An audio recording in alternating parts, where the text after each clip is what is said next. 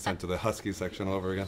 Juan, can you say your name for me, please? Juan Fernandez from Guapateve, Puerto Rico. Anytime ready. So I know that you diligently sat and watched the original episodes, and I wonder, looking back, if you were able to pinpoint what was it about it that made you such a fan when you first watched them. Well, I think it was for the time. It was. You know, there just wasn't anything like it on television. You know, it was really kind of, it was dark and scary. It was really, for us, for an 11-year-old kid, it was terrifying. It was the first time I'd ever seen a vampire played out. You know, you know, and it was sort of sexy and sort of like, you know, had this feeling like you shouldn't really be watching it. And do my parents really know what I'm watching? And I don't think they did. And, you know, it's soap opera, and everybody loves soap opera. So as a fan of the original and having worked with Tim on this one, what do you think will appeal to this version of it? What do you think it appeal to? You know, it's just a wild ride. It's Tim Burton at his best. It's Johnny Depp at his best. It's everything is just incredibly unexpected, and it's so entertaining and not formulaic. It's not like any movie you've ever seen. So Tim said something in the production notes that he likes working with you because you make the unreal real, which I think is true of Catwoman and in this situation as well. I wonder if you felt that that was a challenge, that you sort of, to be able to ground her when you were dealing with all this sort of really interesting elements of horror and all that sort of stuff. Well, you know, it was a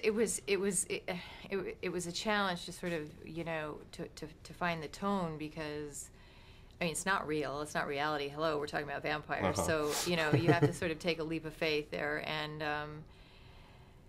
you know, it's a heightened reality, and so you're constantly teetering on the edge of really bad acting and. Walking a tightrope, and you know, I would come into work every day and I'd look at Tim and I'd go, okay, so in this scene, just how dark shadows are we going? Like, at what level of dark shadows are we?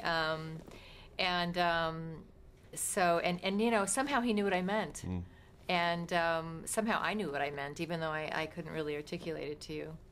So I was watching a B-roll from when you were shooting, and Johnny was teasing Tim, like, Michelle keeps touching him, and there was a giddy... I never touched him. There was a giddy energy to the dynamic. I wonder if it was, the collaboration was like that every time on set. Always. Okay. Honestly, there was never a tense moment.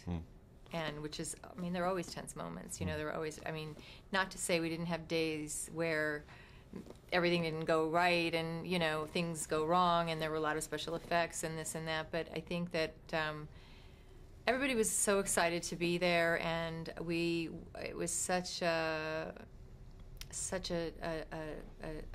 talented group of individuals. Everybody in their given field were, you know, geniuses really, and in their own right, and that was so you didn't mind working hard, you know, and maybe when things didn't quite go exactly how they should, which was rare. Yeah, and Johnny's just so much fun, and all the actors were just so much fun. All right. I know you said bad acting, and I know you're pretty humble, but you've come and you've dealt with getting the star, and you've done the Inside the Actor Studio, and you just got the icon thing, and you still say that you're not able to. I mean, do you have a little bit of perspective of what your filmography has done for, you know, the weight of it a little bit, or you don't want to think about that? Still uncomfortable a little bit about that aspect of it? You know, I just don't. I think I feel like my best work is still ahead of me. And so I sort of feel undeserving because of it, because I don't feel in my mind that I've achieved what I want to achieve. Okay. One thing I wanted to ask you, speaking of, there's this notion that there are a lot of great female characters on TV as opposed to being able to find them on but this one not only has one great female role, it has like a lot. Do you think that's a crossover from the soap opera aspect of the fact that there's a lot of great complex female characters on those? In the soap operas? Yeah, or on TV in general. You know, that the fact that, because there's at least 6 great female roles in this one, so that's not usual on film. That's true. That's true, especially in an ensemble piece. Okay. Yeah. So you think she's 3 steps ahead of everybody She's very cool. I mean, she's dealing with vampires and werewolves and all sorts of stuff. You think you share that sort of quality? To be able to, because she handles the Julia character really well, I thought. So I wonder if you had that level-headed. You know, I probably get a little more hysterical over the little things in life, the stupid things that I feel like shouldn't go wrong. And the bigger things, I tend to sort of go very zen and stay calm. I sort of quietly panic underneath. I guess overall, if you're going to speak in generalizations, I guess I'm pretty level-headed. All right.